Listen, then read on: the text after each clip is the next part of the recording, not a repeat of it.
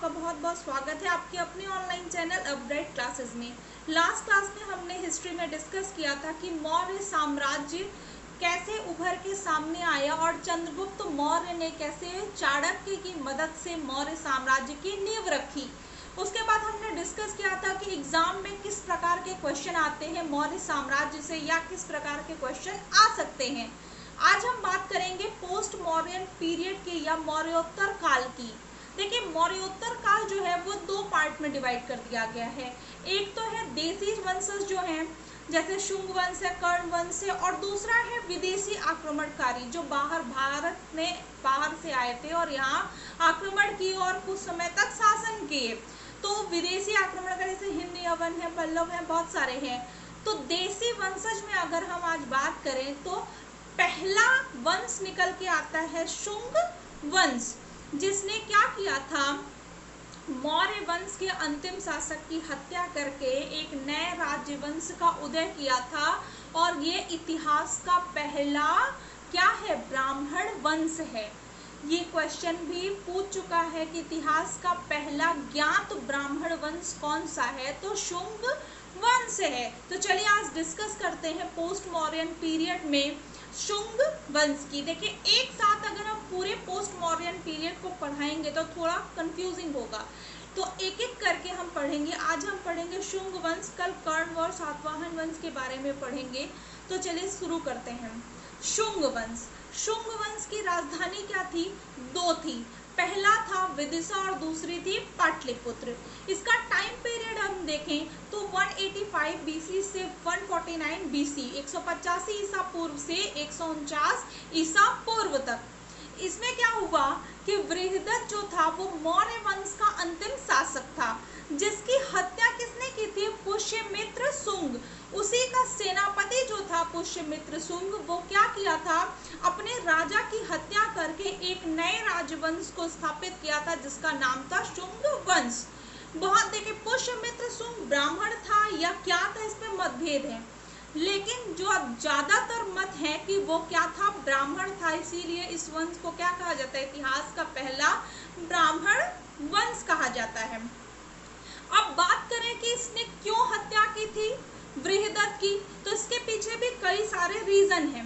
एक बहुत माननीय रीजन बताया जाता है, वो ये है कि पुष्यमित्र शुंग था ब्राह्मण, और मौर्य के समय क्या था कि बौद्ध धर्म अपने चरमोत्कर्ष पे था। जब से अशोक ने बौद्ध धर्म को अपनाया था और उसका प्रचार प्रसार कराया था, तब से बौद्ध धर्म ज्यादा क्या था, चरम पे पहुंच चुका था। और ये ब्राह्मण था, तो इसने क्या किया, हत्या कर दी बृहदत्त की, और क्या किया, ब्राह्मणों का पुनः वर्चस्व स्थापित किया या करने के लिए ही क्या किया, उसकी हत्या की। दूसरा कारण है कि जब ये इसका सेनापति था बृहदत्त का, तो हत्या के कुछ दिन पहले ही क्या हुआ कि पता लगा कि कुछ विदेशी आक्रमणकारी जो हैं वो भारत की तरफ आ रहे हैं। तो इससे लगा कि मगध पे अगर वो विदेशी आक्रमणकारी हिंद यवन जो हैं वो अगर आधिपत्य कर लेंगे तो फिर क्या होगा, पूरा भारत उनके कब्जे में आ जाएगा, क्योंकि मगध जो था वो सभी महाजनपदों में सबसे शक्तिशाली था। ये हमने आपको बताया था जब हमने बताया था मगध का उदय। तो उसने क्या किया, इसे लगा कि बृहदत्त उतना सामर्थ्य नहीं रखता है जितना मुझ में सामर्थ्य है, तो अगर मैं राजा बन जाऊंगा तो शायद मैं क्या करूं, हिंद यवन के जो शासक है उनको हरा दूं और भारत में जो है कि हमारा ही शासन रहे, ना कि किसी विदेशी का शासन हो सके। तो ये जो दो पॉइंट है ये वैलिड माने जाते हैं, बहुत सारे जगह बहुत मत मिलते हैं। इस कारण इसने क्या किया था, बृहदत्त की हत्या कर दी थी।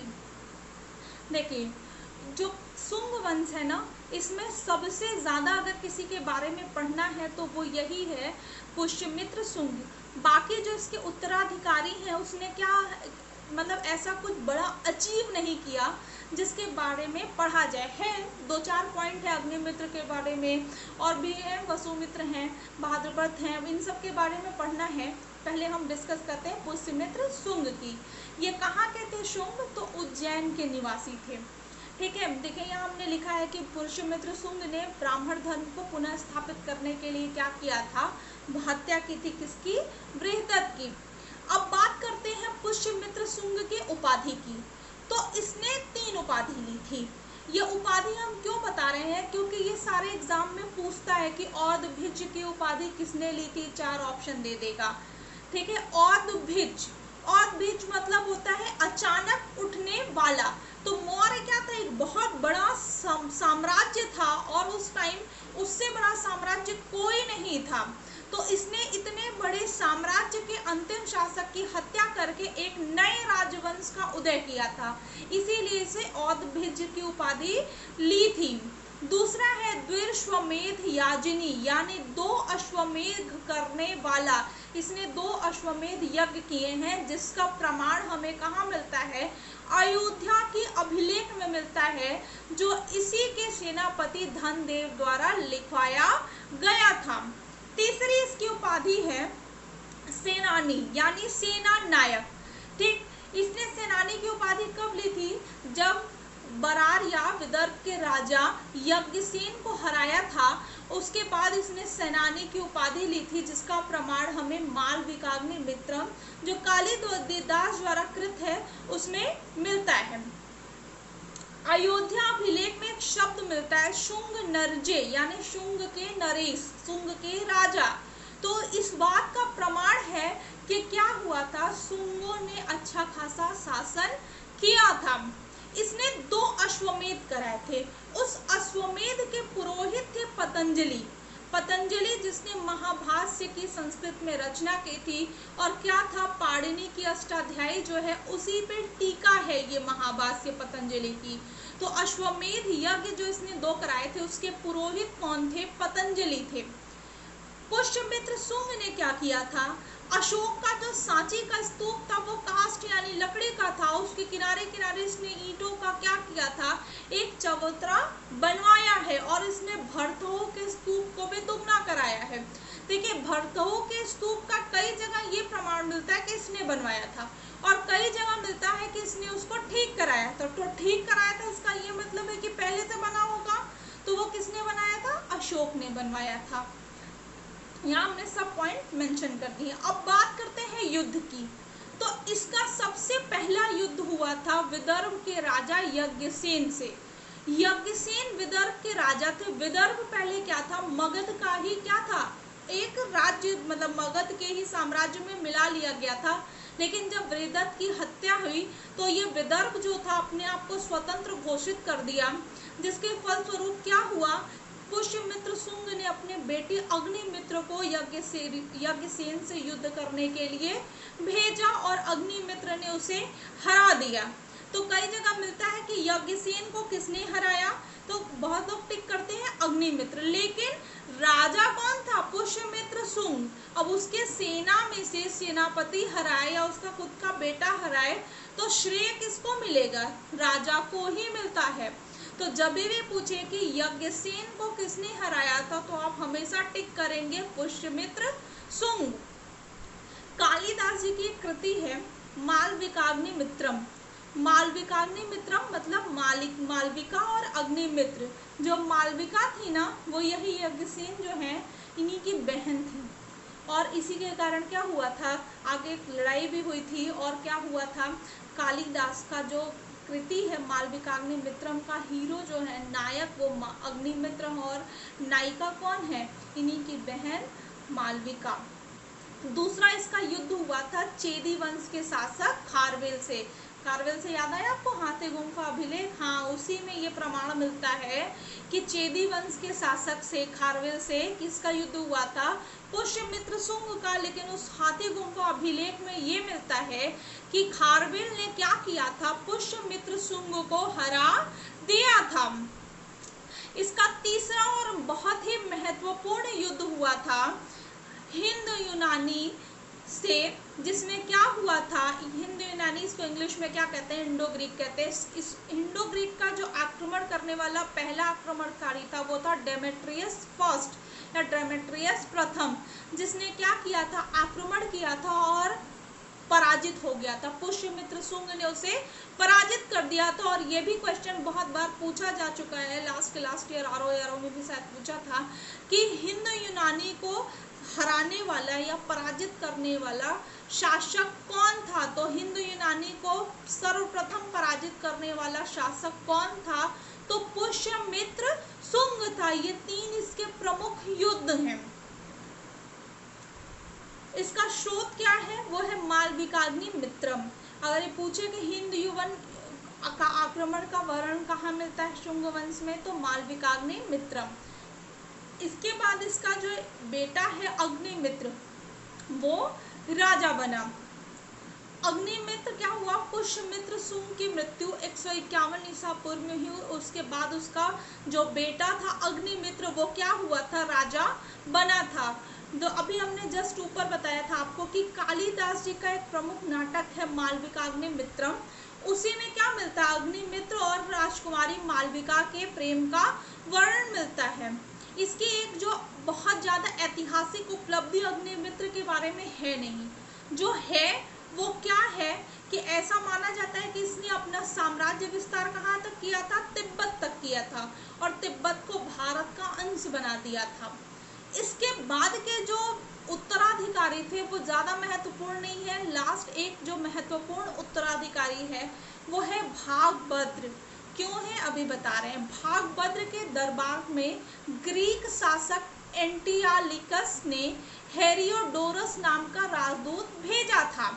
ठीक, ये जो हेरियोडोरस है ना, ये इम्पोर्टेंट है।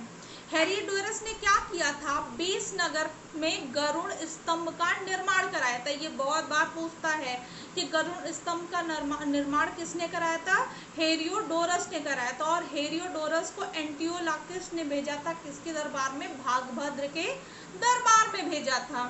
गरुड़ स्तंभ जो है ना, वो पहला भागवत धर्म का स्तंभ माना जाता है। देखिए जो शुंग राजवंश है ना, इस राजवंश में जो ब्राह्मण धर्म था ना, वो बहुत अच्छे से फला फूला था।